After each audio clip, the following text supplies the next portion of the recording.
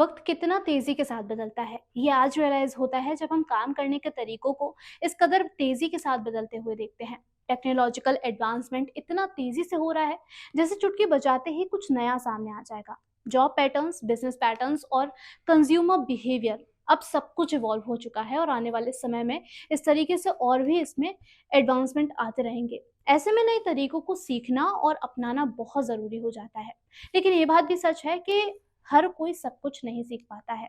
वो अपने प्रोफेशन के हिसाब से ही वहाँ की लर्निंग और एडप्टेशन को अपनाता है, जो सही भी है। जैसे कि हेल्थ केयर इंडस्ट्री में एडवांसमेंट के बाद में अब हेल्थ और टेलीमेडिसिन और हेल्थ केयर आईटी जैसे वर्ड्स काफ़ी ज़्यादा कॉमन हो गए हैं।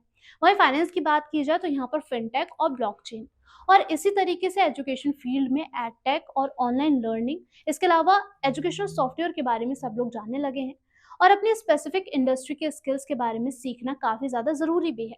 लेकिन अगर जनरल लर्निंग की बात की जाए, लेकिन खासकर ऐसे बिजनेसमैन के लिए जो टेक्नोलॉजी के साथ मिलकर ग्रो करना चाहते हैं और सक्सेस के लिए एफर्ट्स करने के लिए भी तैयार हैं, तो उन्हें इन 5 स्किल्स के बारे में जानना काफ़ी ज़्यादा ज़रूरी है। कौन सी है वो 5 स्किल्स, इस वीडियो में आपको बताएंगे। नमस्कार, मेरा नाम है उर्वशी सिंह और आप देख रहे हैं फाइनेंस ज्ञानी। अब बात कर लेते हैं इन 5 एसेंशियल स्किल्स के बारे में। Skill number 1, digital marketing.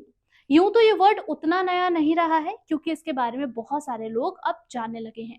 लेकिन अगर आप अभी भी इस शब्द से अनजान हैं तो जान लीजिए कि डिजिटल मार्केटिंग एक ब्रॉड फील्ड है जो प्रोडक्ट और सर्विसेज को ऑनलाइन प्रमोट करने के लिए बहुत सारी स्ट्रेटजीज को ऑफर करती है।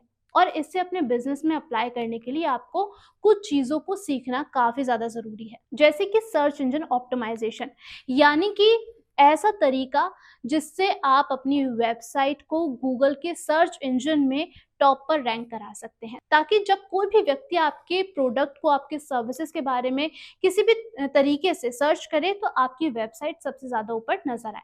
इसी तरीके से सोशल मीडिया मार्केटिंग और ईमेल मार्केटिंग जैसी स्ट्रेटजीज का यूज करना भी आपको आना चाहिए। सोशल मीडिया मार्केटिंग का मतलब है सोशल मीडिया प्लेटफॉर्म जैसे कि फेसबुक, इंस्टाग्राम, ट्विटर और लिंक्डइन का इस्तेमाल करके अपनी टारगेट ऑडियंस से जुड़ना। इसके जरिए आप अपने ब्रांड को प्रमोट कर सकते हैं और नए कस्टमर्स को अट्रैक्ट कर सकते हैं और अपने एग्जिस्टिंग कस्टमर्स के साथ एक स्ट्रॉन्ग रिलेशनशिप बना सकते हैं। और ईमेल मार्केटिंग का मतलब है लोगों को ईमेल भेजकर उनके साथ जुड़ना, ताकि आप अपने ब्रांड के बारे में उन्हें बता सकें, ताकि ईमेल के जरिए आप अपने नए कस्टमर्स के साथ कनेक्ट हो पाएं और उन्हें स्पेशल ऑफर्स और न्यू प्रोडक्ट के बारे में भी डिटेल में जानकारी दे सकें और उनसे कनेक्ट रहते हुए अपने बॉन्ड को और ज़्यादा स्ट्रॉन्ग कर लें। तो इतने सारे फायदे हैं डिजिटल मार्केटिंग के, इसलिए इसे जल्द से जल्द आपको अपना लेना चाहिए और उनके बेनिफिट्स को देखना चाहिए। Number 2, e commerce. E commerce ने बिजनेस के तरीकों को एकदम बदल दिया है और नया बना दिया है। ई कॉमर्स का मतलब है इंटरनेट के जरिए प्रोडक्ट या सर्विस को खरीदना या फिर इनको बेचना। इसमें ऑनलाइन स्टोर के जरिए प्रोडक्ट देखे जा सकते हैं, खरीदे जा सकते हैं और घर पर डिलीवर भी करवाए जा सकते हैं। Amazon, फ्लिपकार्ट और मिंत्रा, ये सारी ई कॉमर्स वेबसाइट्स ही तो हैं जिनकी तरह सक्सेस होने के लिए आपको एक सक्सेसफुल ऑनलाइन स्टोर को सेटअप करना और उसको मैनेज करना आना चाहिए। और इसमें क्या क्या आता है, तो अपने बिजनेस के अकॉर्डिंग शॉपिफाई या फिर वो कॉमर्स जैसे प्लेटफॉर्म्स को चूज करना, अपने स्टोर को डिजाइन करने के लिए अट्रैक्टिव और user friendly store front create करना, अपने प्रोडक्ट को लिस्ट करना, प्रोडक्ट की हाई क्वालिटी इमेजेस का इस्तेमाल करना, चेकआउट प्रोसेस को बहुत ज़्यादा लोगों के लिए ईजी बनाना, कस्टमर डेटा को प्रोटेक्ट करने के लिए सिक्योर पेमेंट सेटअप बनाना, ऑर्डर को सही तरीके से शिप करना, डिजिटल मार्केटिंग टेक्निक्स का इस्तेमाल करके कस्टमर को अट्रैक्ट करना, डेटा एनालिसिस करके अपने डिसीजन को इम्प्रूव करते रहना और एक्सेलेंस कस्टमर सर्विस प्रोवाइड करना, ताकि कस्टमर के साथ आपका स्ट्रॉन्ग बॉन्ड बिल्ड हो सके। और इसी तरीके से लेटेस्ट ट्रेंड्स और टेक्नोलॉजी के लिए अपडेट रह करके आप ई कॉमर्स का सही तरीके से इस्तेमाल करके आसानी से सक्सेसफुल बिजनेस क्रिएट कर सकते हैं और इसके लिए इसको अपनाना आपके लिए काफ़ी ज़्यादा ज़रूरी हो जाता है। नंबर 3 है इमर्जिंग टेक्नोलॉजीज का इस्तेमाल करना, जो कि बिजनेस ग्रोथ और इनोवेशन के लिए काफ़ी ज़्यादा ज़रूरी है। ये इमर्जिंग टेक्नोलॉजीज अपॉर्चुनिटीज़ को बढ़ाती हैं, जैसे कि आर्टिफिशियल इंटेलिजेंस और मशीन लर्निंग को आप अपना सकते हैं। इसका यूज करके ट्रेंड और पैटर्न्स को आइडेंटिफाई करना और बेहतर डिसीजन लेना पॉसिबल हो सकता है। अब इनकी बदौलत कस्टमर्स की प्रेफरेंस के अकॉर्डिंग प्रोडक्ट को पर्सनलाइज कर सकते हैं, उसको कस्टमाइज कर सकते हैं और ऑपरेशनल कॉस्ट को कम करते हुए एफिशिएंसी को बढ़ाना भी इसमें पॉसिबल हो जाता है। ऐसे ही एक इमर्जिंग टेक्नोलॉजी है ब्लॉकचेन, जो सिक्योर और ट्रांसपेरेंट ट्रांजैक्शन ऑफर करती है, जिससे फ्रॉड और एरर्स कम हो जाते हैं और सिक्योरिटी इंक्रीज होती है। साइबर सिक्योरिटी की मदद से सेंसिटिव डेटा को प्रोटेक्ट करना आसान हो जाता है। आईओटी यानी कि इंटरनेट ऑफ थिंग्स ने रियल टाइम मॉनिटरिंग और ऑटोमेटिक प्रोसेस के जरिए एफिशिएंसी और प्रोडक्टिविटी को बढ़ाया है। कस्टमर एक्सपीरियंस को बेहतर करने के लिए और रेवेन्यू इंक्रीज करने के लिए आप इसका इस्तेमाल कर सकते हैं। और क्लाउड कंप्यूटिंग के जरिए आप कंप्यूटर के साथ अपने सारे काम कर सकते हैं, जैसे कि फाइल स्टोर करना, सॉफ्टवेयर चलाना या फिर डेटाबेस बनाना। तो इस टेक्नोलॉजी ने बिजनेस में फ्लेक्सिबिलिटी, सिक्योरिटी तो शामिल की ही है और साथ ही कहीं से भी एक्सेस करने का एडवांटेज भी आपको यहाँ पर मिल जाता है।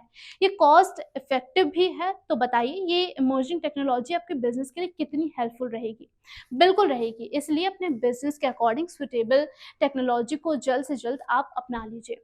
इसके अलावा नंबर 4 है डेटा लिटरेसी। डेटा लिटरेसी का यहाँ पर मतलब है डेटा को समझना, इंटरप्रेट करके उसको यूटिलाइज करके डिसीजन लेने की एबिलिटी।